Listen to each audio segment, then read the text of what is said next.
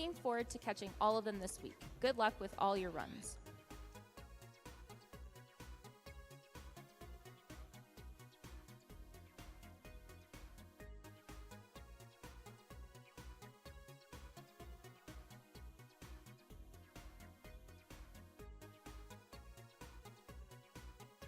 All right, so we are ready for Battle Kid being run by InfestedRiche.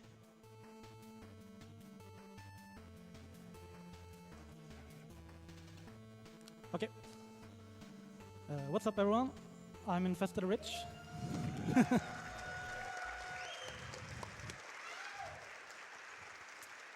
And I will be playing Battle Kid for you today. It's a homebrew game for the NES released in 2010.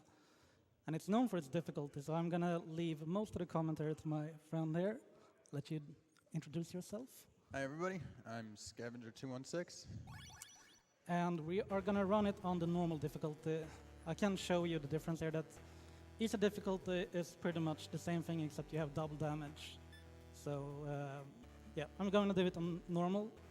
And the differences with the other ones are that you just have less lives to work with, which is why I'm going to do normal on for a marathon here. And time will start, well, I'll count it down.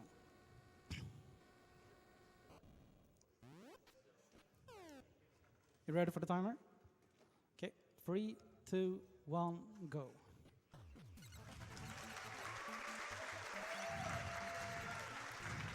All right, so at the start of this game, it's a pretty clear-cut platformer. Follows Mega Man rules where you can have 3 shots on screen at once. That's actually one of the harder screens in the game. I was scared of that one earlier. Yeah, this game has a nice thing where after you kill an enemy, it can still take you out for a few frames while it's exploding. Like the sprite that's left over after it's dying will actually kill you if you touch it as well.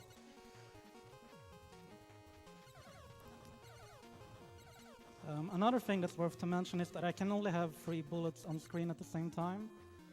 And for example, there when I died, those enemies took 4 hits, so I had to do like 2 jumps with 2 shots each to kill them, which is why that strat is tricky.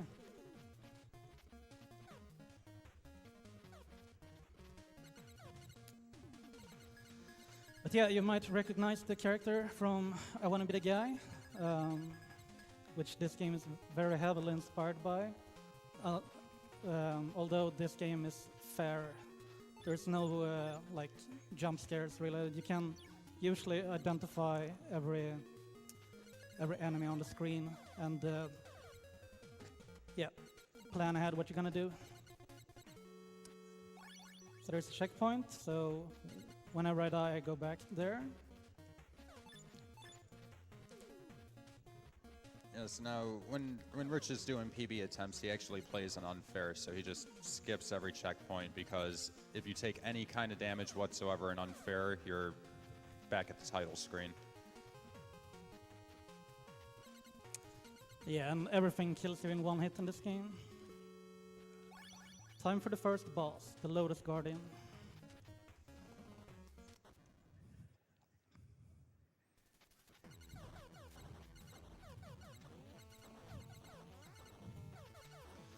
Jennifer dumped me. I don't know if you've seen the Game Grumps episode, but it's a famous one with them. Nice kill.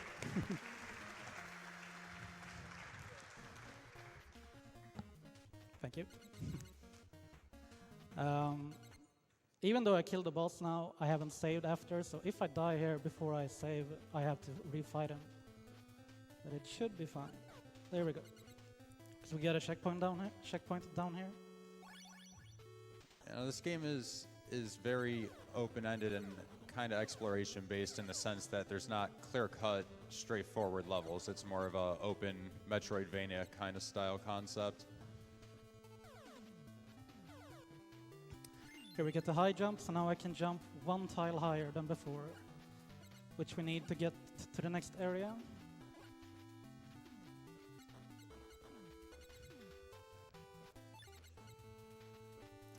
And in every area you get to, you kind of get like a new enemy to kind of keep you on your toes. And here we're going to have this fire shooting out real fast.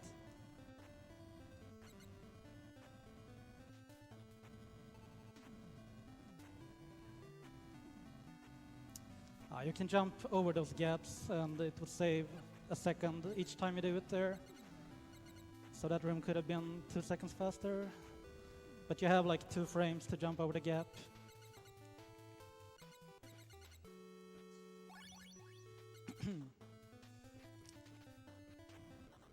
Oh, zoned out a little bit there. That's usually a no-brainer here. This is the scary room. If you don't take out the 2 bats there in the beginning, you are dead unless you reset the screen, which is a thing in this game. There's no RNG in the stages, but there are on the bosses. So if you enter a screen and notice that you're not doing the strategy you need to do, you can just exit the screen and try again. Another staple of Mega Man games besides the 3-shot limit is Yoku blocks, which this game definitely has its fair share of. Here I jump to manipulate this fan so I can just drop down faster.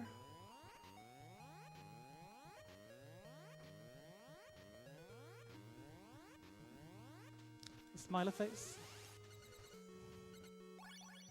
This is my favorite part of the game actually, this climb. It's really nice when you make it fast.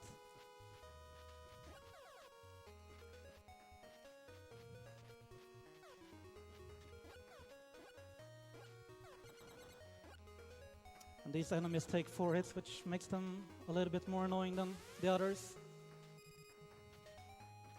New enemies, homing drones that kinda tracks your horizontal position and tries to shoot at you.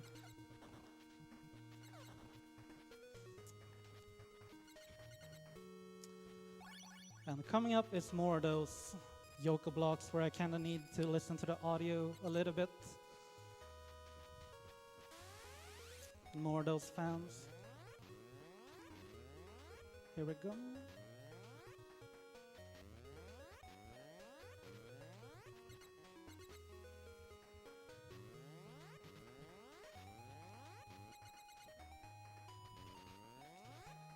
Coming up is a scary jump with a fan at the end. It's the next screen. Hopefully I won't die there. Okay, good. If you go in too deep on that platform, you will bonk your head in the ceiling and get blown down on spikes. Or if you jump too late, which is don't jump at all, you get blown down on spikes as well. Second boss.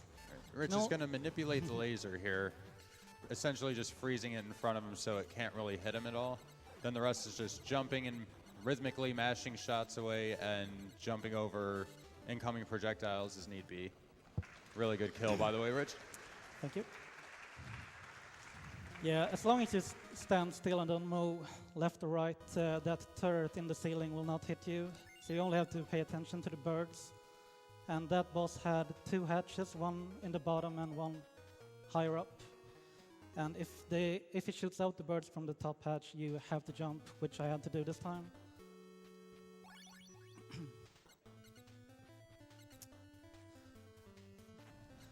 What we got from after we defeated that boss was key number 1. Oops. Which we will backtrack a little bit with now to get to the next area. And while I do that, you can go for a few donations. All right, we have a $5 donation from Super Saiyan 5, who says, "Hey Riche, Super Saiyan 5 here. Glad I didn't have to wait too long for this run, and it's on my day off. Good luck on the run. Have fun." Goes to Runner's Choice. Hype! Thank you, 5.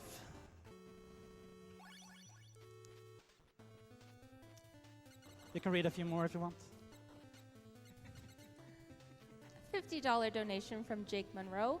"A friend of mine is attending SGDQ this year, and Battle Kid is one of his favorite games. So I had to make sure to donate during it. Have fun out there, Keon."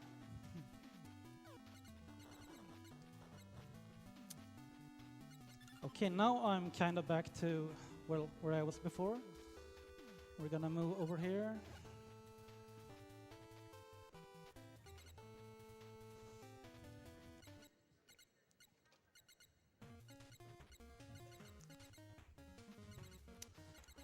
One of the reasons why I really love this game is because of the awesome music, by the way. Yeah, I don't think I've heard anyone say anything bad about it. I realize it's an indie game and wasn't an official release or whatever, but I say this is some of my favorite music in any NES game right here. Yeah, definitely.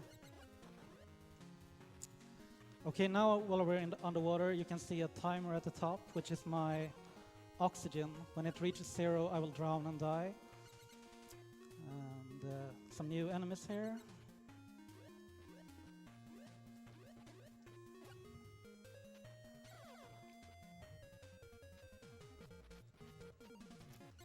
Oops.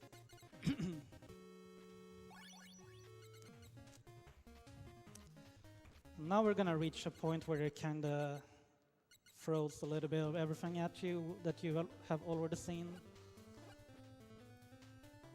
Just because it's like an, it's not really a well, overworld, you could say, on our way to stage 3.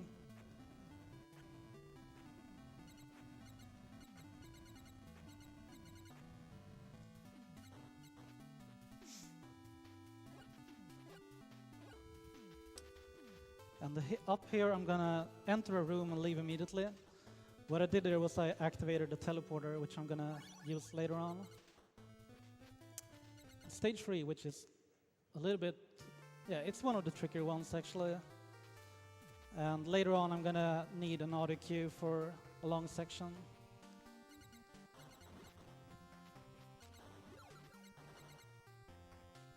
Which is coming up real soon.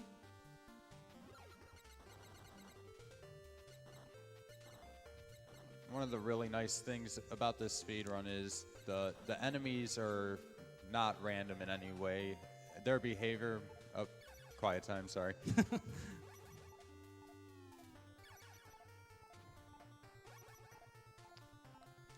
In the next screen, I'm probably gonna try a skip. You're supposed to go one space at a time, but I'm gonna try to go 2. Here it goes. Nice.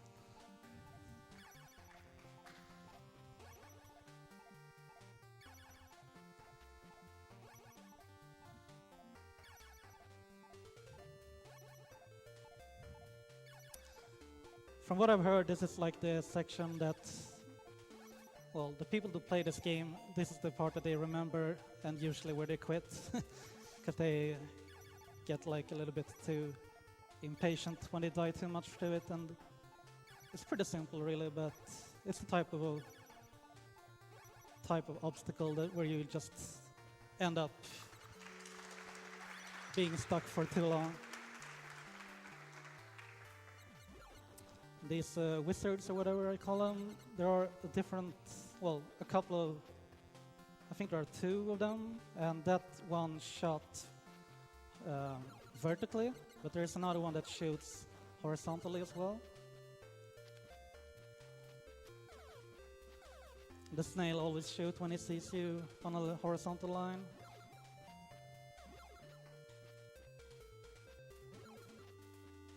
And enemies are always going to be in the same exact position on the screen when you go into a screen, so you kind of know what you're dealing with at any time. You don't have to deal with any kind of like global enemy cycles or anything like that. Here we go, more beeping.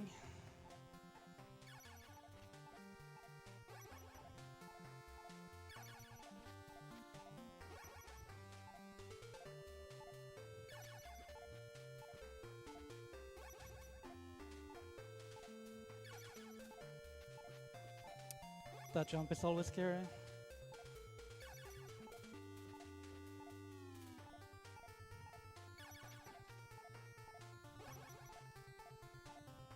There are actually a lot of skips that you can do in this section. For example, you can go from here to the exit, but it's really, really tight.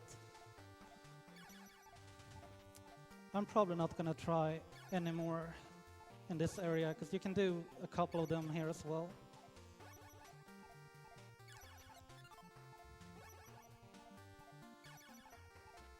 I usually go from this one to the middle.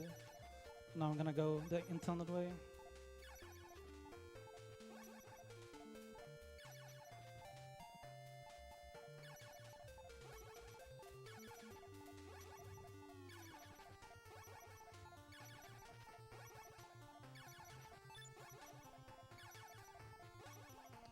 Final room.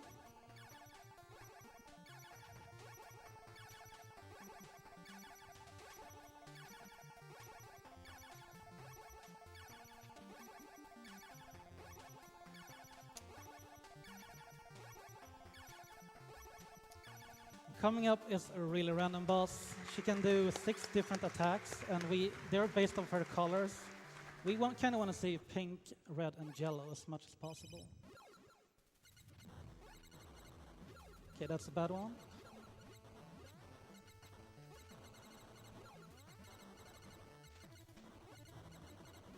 Green is the worst because you have to retreat like that. But solid Nice. kill.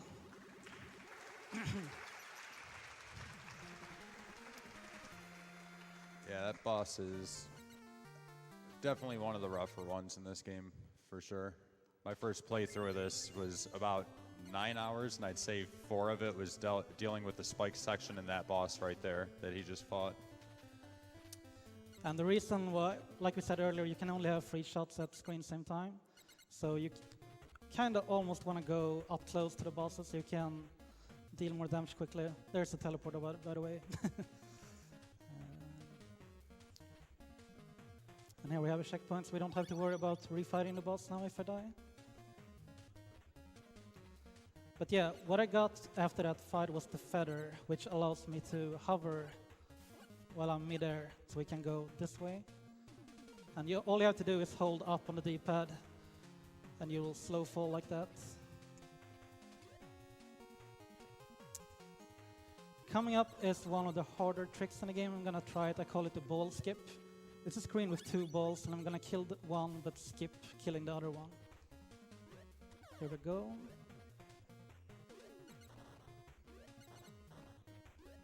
Nice, got it. That saves like 4 seconds compared to killing the ball. Well, 2 to 4, depending on how you do it.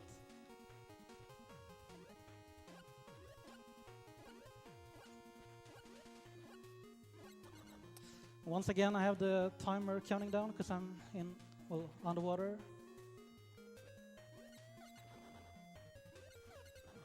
These guys take 4 hits.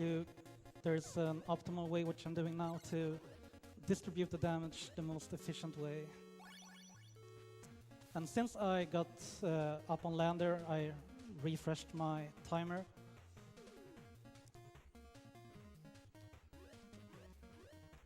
Normally when I do record attempts of this on unfair, where we don't go for any checkpoints or anything, you just go all the way. You don't need to refill if you're fast enough.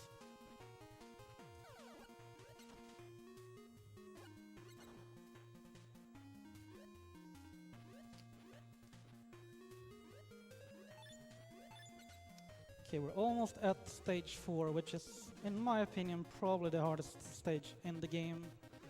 Much because of a really annoying enemy, the frog. They have a tendency to avoid your bullets the way they move. But yeah, the music here is so good. The frogs take 2 hits, by the way, to kill.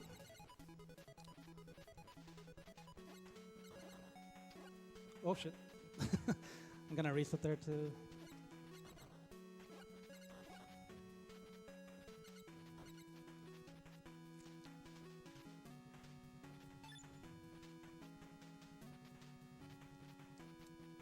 Yeah, this game has a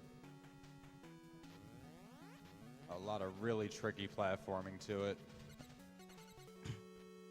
There's a lot of really tight jumps to it. What this stage is gonna try to throw at me is crushers, which kinda goes at you when you're gonna say here, when they are on the same horizontal line as me, they go after me. Or vertical, for that matter.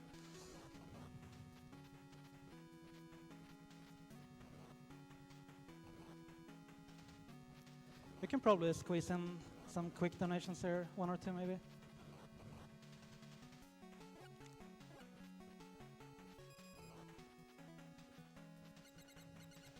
We have a $40 donation from Arzine. Sup SGDQ. Been a big fan since I discovered this event about 3 years ago. Sadly, I can't be around for the games I totally want to watch, but still want to donate. This is for the super awesome doggo ending in Silent Hill 2. Puppies hype!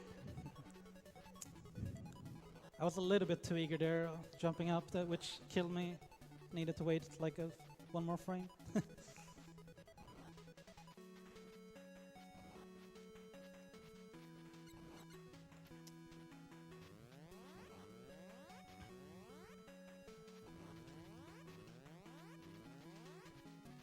Gonna trick this frog over here, and then we can go. And that's the final obstacle of the stage. Here's infinite oxygen, so we don't have a timer anymore when we're underwater. And this is the 4th boss, the Nagaconda. It's not random at all. I'm gonna try to get a quick kill here.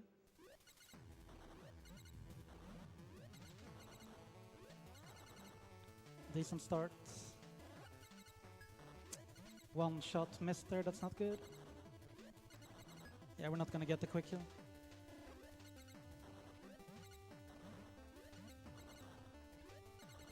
You can kill him in that jump, so I'm gonna have to do this to kill him.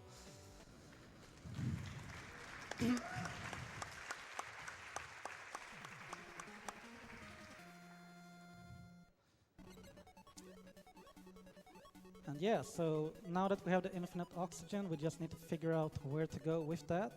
And we are gonna go to the most exciting place in the game. We will have plenty of time to read donations at that point, and I'll give you a heads up on that. Skip this frog there.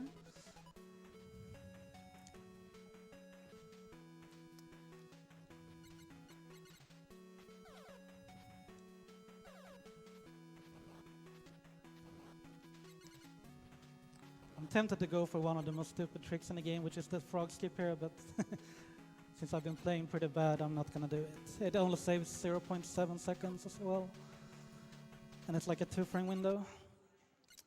But yeah, now we're gonna run over to a teleporter and teleport back to a previous area, and then go slightly out of our way to our next destination.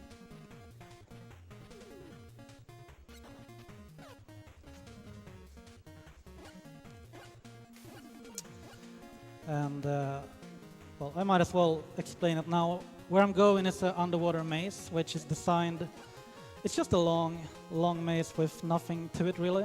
And it's designed so that you will, well, at the end of the maze you will get key 2, which we need to get to the stage 5. But it's designed that you will drown before you reach it if you don't have the infinite oxygen, which we have now. And with that being said, you can go for donations for like 2 minutes. All right. We have a $50 donation from Barry64. Good luck on the runs, InfestedRiche. Too bad you didn't bring your own chair. Greetings from Barry64. What's up, Barry? Thank you, man. $150 donation from SallyZine121. I love watching SGDQ and AGDQ every year and just want to thank all the people behind the scenes for all the help they give to run these events, and thanks to all the speedrunners for the hours and hours of entertainment they've given me and everyone else.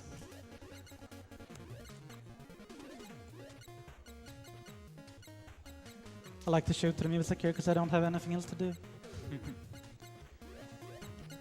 $30 donation from Junkyard Dave. Good luck on the run, Riche. Hi, Scav. It's been great meeting the speedrunning community this year. Money can go toward Riche learning Bucky hard percent Kappa. Ouch. Maybe I'll ask Garrison about that. He's gonna run it at this event after all, so have the master himself to ask, I guess. But thank you, Dave.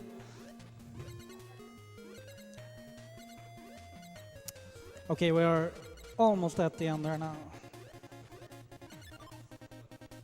And the only point of this section is just to check that the player has gotten the O2, really. Because if you try going through that without O2, you're just going to die. Yeah, and even if you could get that key too early to get to stage 5, or before stage 4, the only thing you would get out of it is double jump, which you get in stage 5. So it wouldn't help that much for stage 4, but kind of would be interesting to see what would happen if that was possible.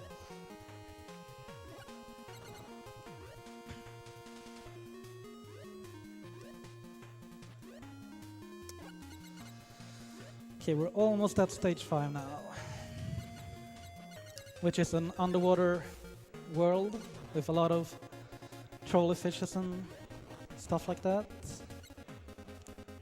This used to be like the run killer for me back when I did attempts of this, but now I would say 4 is worse. It's a really cool stage though when you just play it through fast. And this is the new enemy here, the pufferfish that kinda seeks you out and tries to snipe you with the spread shot.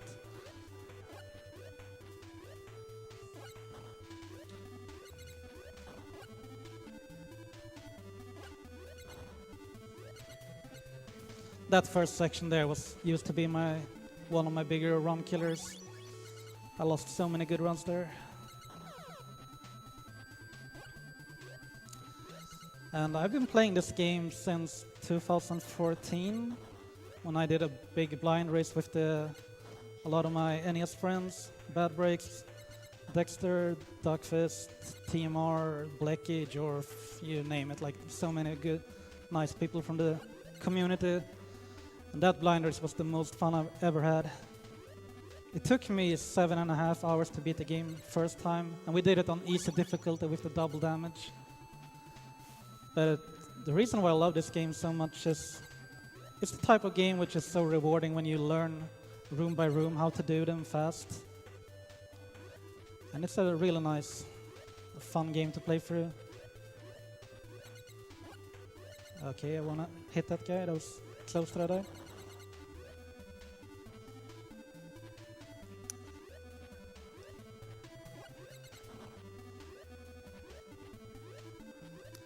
And we're coming up to the stage 5 boss, which is the seahorse turrets.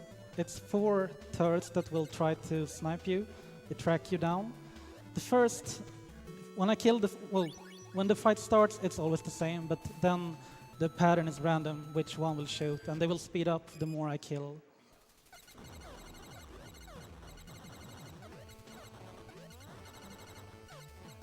So you need really good mashing there to take down the top right turret in time before he becomes a problem. Second best pattern, but it's a decent fight in general.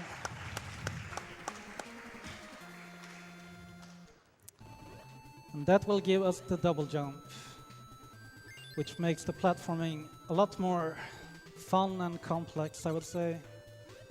And it's also interesting how the developer, which is Sivak Games, by the way, he made this game like by himself totally, which is insane how good of a quality game he alone could make. But yeah, you're forced to backtrack for these screens in a different fashion than the first time, which is an interesting take to it. But the double jump really, well, makes it a lot easier in some cases.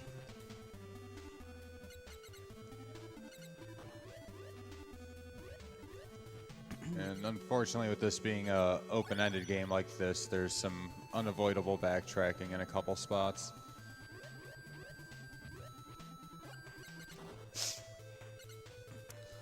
If you want, you can go for a few donations. All right. We have a $150 donation from Zero Crates 143.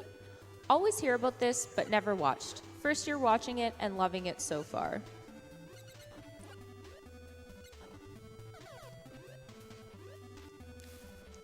$10 donation from The Curious K. The GDQ's marathons are always a highlight of my year. Big fan of the runs, the runners, and the charities that are involved. Put the funds to runner's choice. Here I want to do a shout out to the Mexican runner like I said, he was in the blind race that we did. And we have a thing that we call Don't Do a TMR, which is, we're heading to stage 6 now, and it's right here.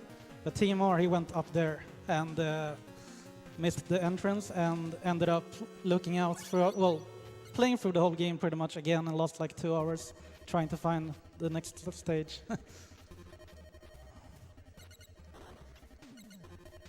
I really like the visual design of this stage. Yeah, me too. The crystalline cavern. And here you have the new, like, well, spinning orbs and those enemies that take 3 hits and then they discharge a shot against you. Oops.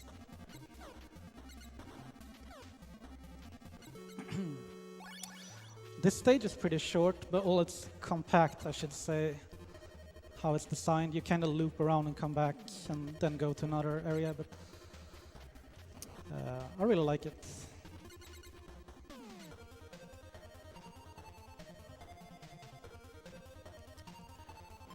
A little weave here so you don't die. That's yeah, I think I mentioned it earlier, but if you, yeah, I did. If you go into a screen and notice you're messing up a strat, you can just reset it, which I did there. Otherwise, I probably would have died. Now we got key free, so we can advance deeper into this stage.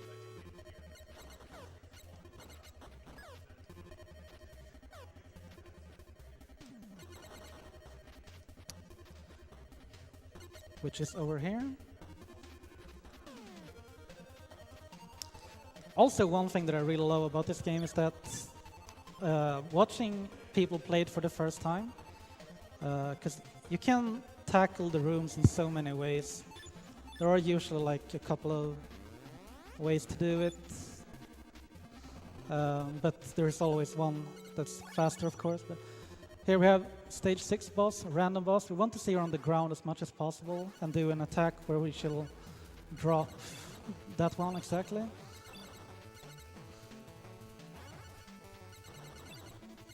She can do 4 attacks, and it's 2 attacks while she's on ground and 2 in the air like this. She'll probably die the next cycle here. There we go. An early 4 cycle, that's good. You can kill her in 3, but I'll take that.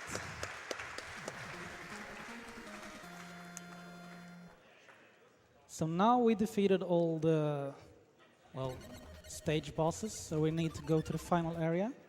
I'm gonna do something risky here that I said it earlier, if I die after I kill a boss but before I save, I have to refight it.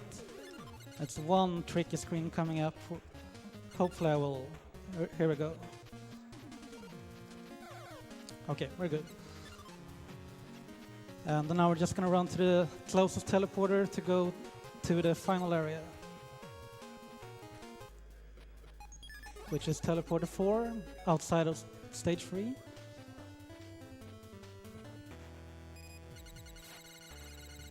You don't have anything to do, so a little mashing there. The final area is by far the biggest one, and yeah, probably considered the hardest. A lot of stuff that it throws at you. And later on, well, at the end of the stage, kinda, we're gonna have our first skip, so to say. There's a thing that we call the infinite oxygen skip, which is, well, I'm gonna reach a point where I'm gonna lose all my power-ups, so I need to recollect them. Oops, dropped too fast. But the game wants you to collect the infinite oxygen and then go for the high jump, etc. But we're just gonna go for the high jump immediately.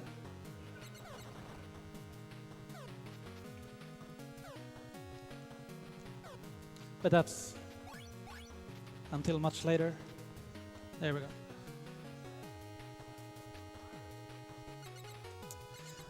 I'm playing a little bit, well, not as good, because I'm trying to do commentary as well. This is not the type of game where you, well, it's not easy to do. Doing my best. And I don't, well, a few deaths here and there, I guess it's fine. More beeping here. You can do a lot of skips here as well in this whole section. There's one at the end here, you can go from the bottom to the top, but I'm not gonna go for it. And this room has like almost every other is a potential skip. But all of them are really tight, so it's not really something I would go for a marathon. I did do one earlier in stage 3 though, so I'll take that.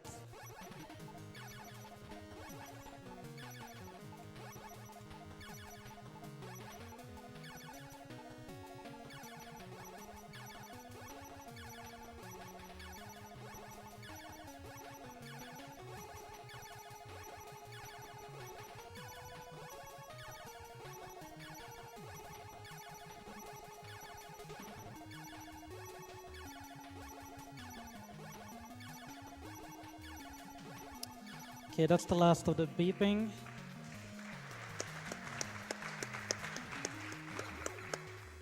There is one place later in the so-called infinite oxygen skip where I kinda use audio cues for disappearing blocks, but not as bad as those beeping sections. Coming up here is my favorite room, this next one. It's really cool.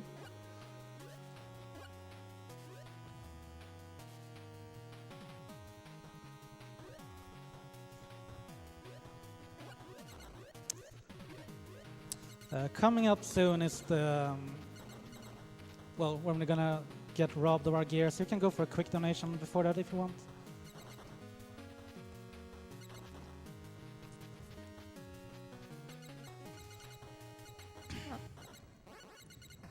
All right, $10 donation from Robob. Love watching these events every year, and I'm honored to donate to the cause. Good luck and save the frames to all the runners, and also to everyone behind the scenes who make it happen. Okay, so now we're gonna try to do the so-called infinite oxygen skip. You can see the timer at the top counting down. I need to reach the end and get the high jump and then go back to the beginning and, well, before I drown.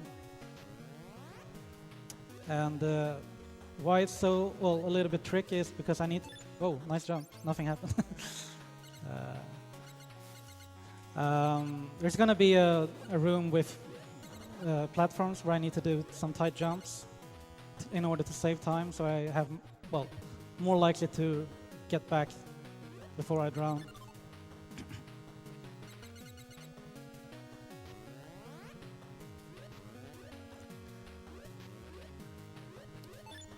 As some of you might have noticed from the HUD at the top of the screen, when you enter the final stage in this game, the game strips all of your items that you picked up throughout the game. So you lose your slow fall, your double jump, your infinite oxygen. Here we have the high jump again. And if you didn't notice, the next screen is the room where I had to do the tight jumps. I'm gonna try to do it on the way back as well. You can see I like to do a little tippy toe to the end to get the correct position and time my jump.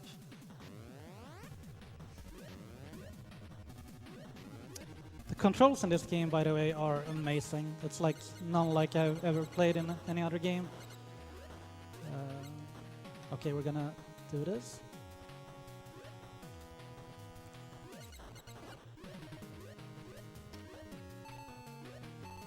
Usually I get back at like 12 on the counter, but as long as I didn't either, I'm fine.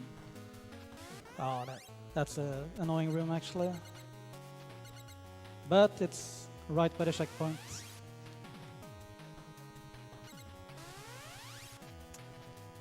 This is a cool room if you do the proper strats. Nice, that's a quick strat. You're supposed to like learn them one at a time, but by doing that you can do it really fast.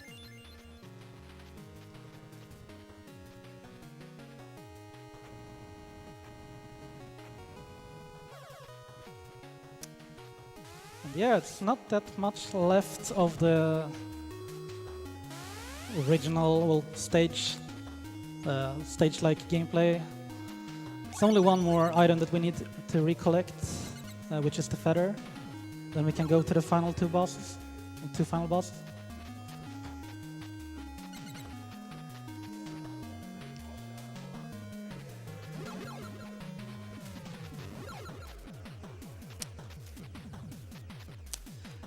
One thing that also amazes me is how this game was kinda meant for speedrunning. You could see how I'm just like running through the rooms and jumping at the right spots or doing like a particular shot to make it real fast. Unlike when you do a casual playthrough and you'd probably stop to kill everything. But it just kinda works out to just go fast most of the time.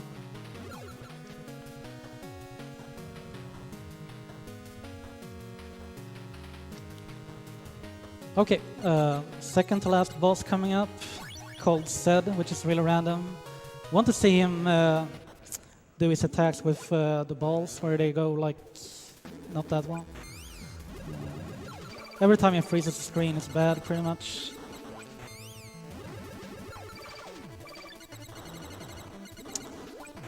It's not a fan, I guess. Only bad patterns so far.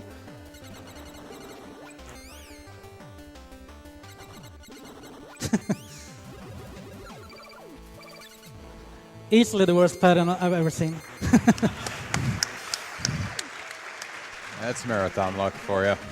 Only freezes. That's he has 4 attacks, so yeah, 50-50 on too good and too bad.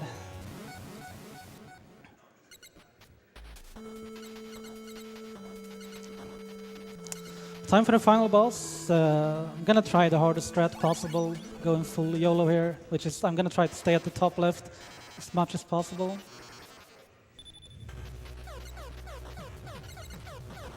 This boss has a number of just nasty attacks. Okay, whenever he does that attack, you need to go and hide, and with this one I need to bait the shots. Okay, that's kind of unfortunate. I wanted to stay at the top there, but since I was so far to the right, I felt like better to stay below. And this is the reason why this is the hardest strat. Jumping over that orb there is, yeah, one of the harder things to do in the game, I think. Whoa.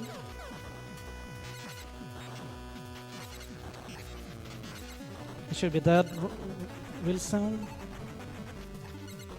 There we go. There it goes.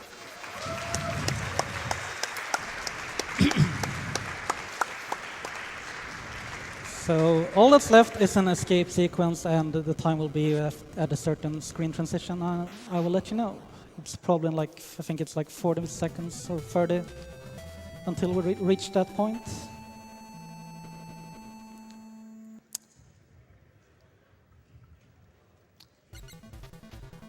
I hope you kept up with the story, by the way, so you know what this is all about. Chase the bad guy, pretty much. And be ready, and time.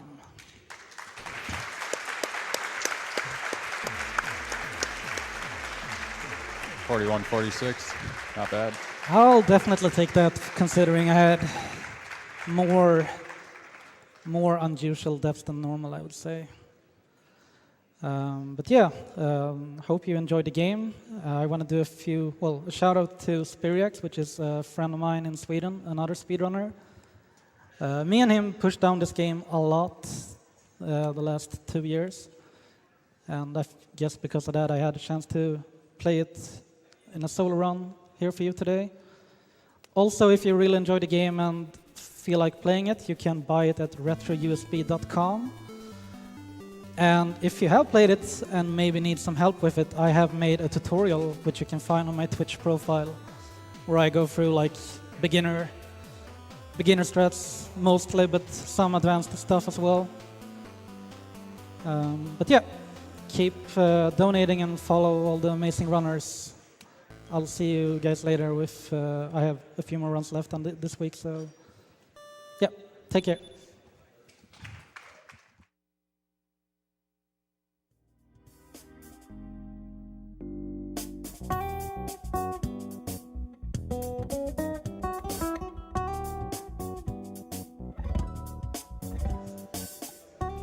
Thank you, Riche, for that awesome run.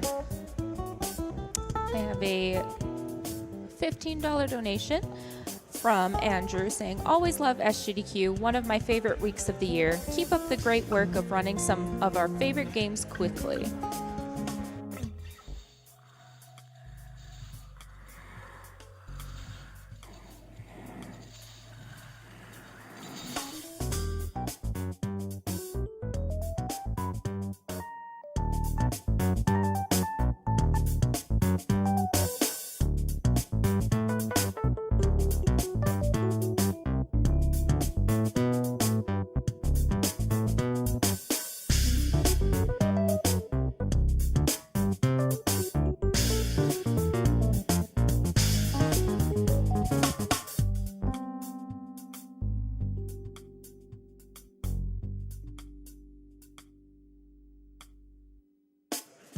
We're gonna go to a quick ad real fast, and then I'll be right back. Rated E for everyone. Yo, Earl, we made it back to Earth. And it only took 26 years. Not bad. First thing we need to do is get some new pages. Mine must be broke, because I haven't gotten a page since 1991. I just hope people recognize us now that we're all high def and whatnot. Earl, I'm red with 3 legs, you're orange and huge, we're aliens, and we're mad funky. People gonna recognize us. Toe Jam and Earl, back in the groove. It's an all-new adventure game from 1991, coming in 2017 to PC and console from Adult Swim Game. Game's done quick. Game's done quick. Game's done quick. Oh, oh. Game's done quick. Raising money. Game's done quick. For charity. Game's done quick. Making people happy. Oh, oh. Oh, oh, there's nothing funner than watching a speedrunner accomplish a task incredibly fast. Oh, oh.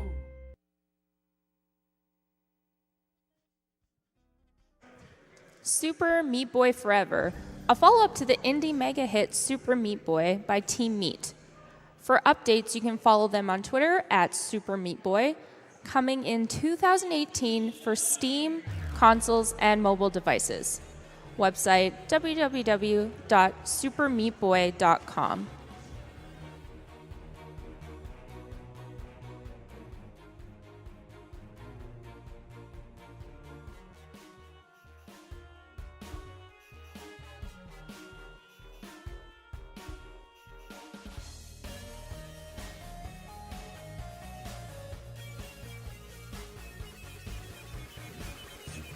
$15 donation from Tim and Paul, absolutely mesmerized by InfestedRiche's nail-biting run of Battle Kid. Keep up with the fantastic gaming and, of course, for the donations.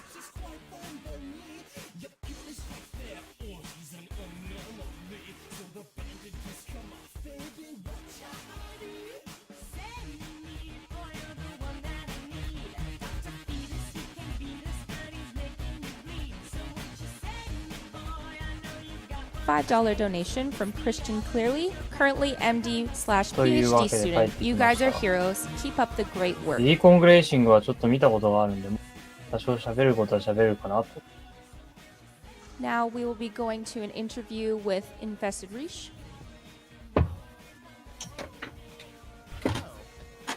というわけで、またインタビューですね。Welcome back to Summer Games Done Quick 2017. I am Darkman, and I am joined by my best friend, Sent, prize man for SGDQ, for GDQs. Sent, it's a pleasure as always. Darkman, it's always great to be here. Wanted to take a few minutes and just talk to you and to the lovely folks at home about some of the awesome prizes we have coming out at this event.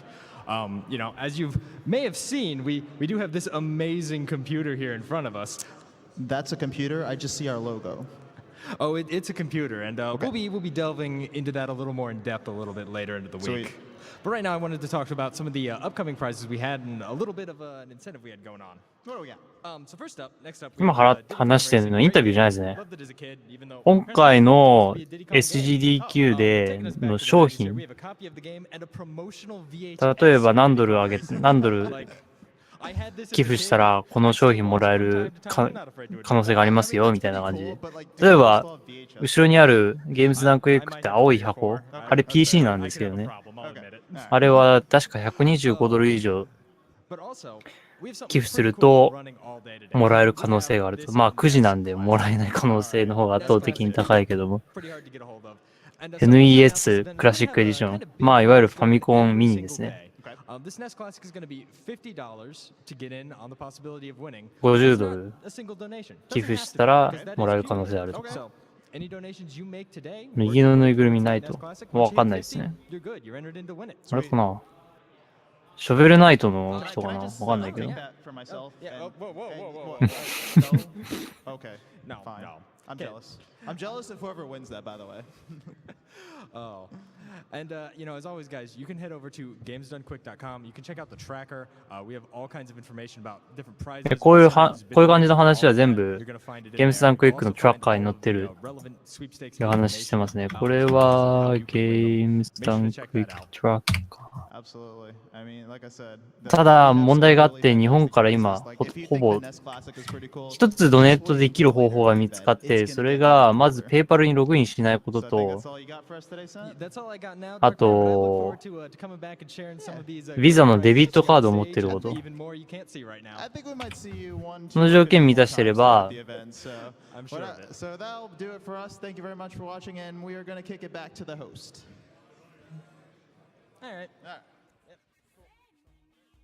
切れた？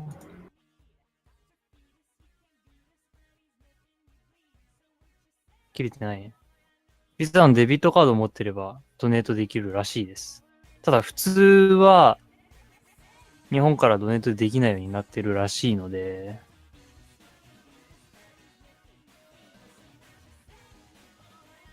そうですね。ペイパルにログインしないで、クレジットカードを直接、デビットカードの情報を直接書いて送るといけたらしいですよ。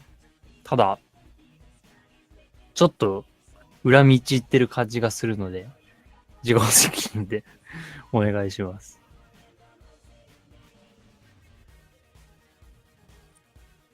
次は DD コングレーシングですね。奏者のミスターギザマルークは、このRTA の世界記録をほんの20日ぐらい前に取ったのかな。だからこの SGDQ のために練習してたら記録取っちゃいましたっていう人ですね。もともとめちゃくちゃ上手い人で、世界2位だった人ですけど。We have a $100 donation from Giran Smith. I promised I would donate $100 for playing the GDQ song. Also, hopefully this motivates my pals on GamingExodus.com to donate, since I plan on matching them up to $500.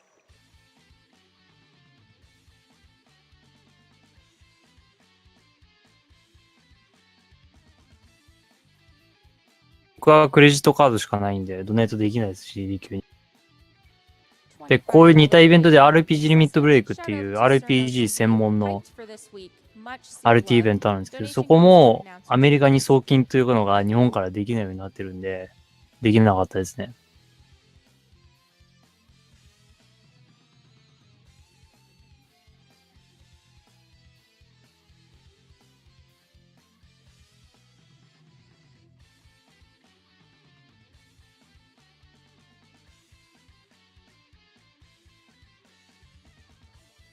$150 donation from Coaster. Greetings from Ireland, SGDQ. So happy to be able to donate during the marathon this time around, and for such a tremendous cause. Putting this money to playing as Emily in Dishonored 2. Never made sense to me that you could play as Core 4. The game is entirely her story. Best of luck to all the runners. May the RNG be ever in your favor.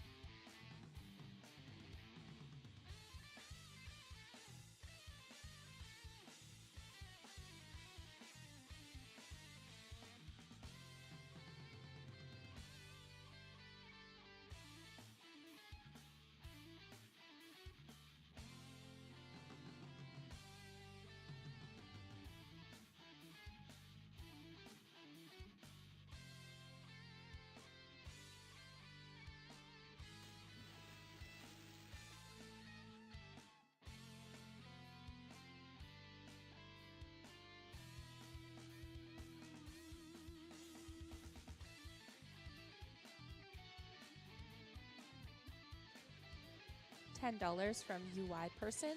"'Tis my first SGDQ and I've got some spare money, so why not donate? As we are watching a speed run, we have to save the frames and kill the animals."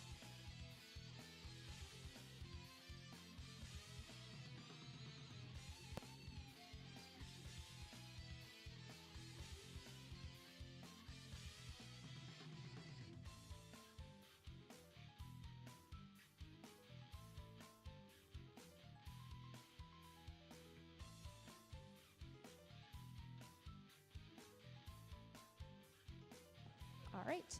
Next up, we have Diddy Kong Racing Any% being run by Mrs. Gizmalook.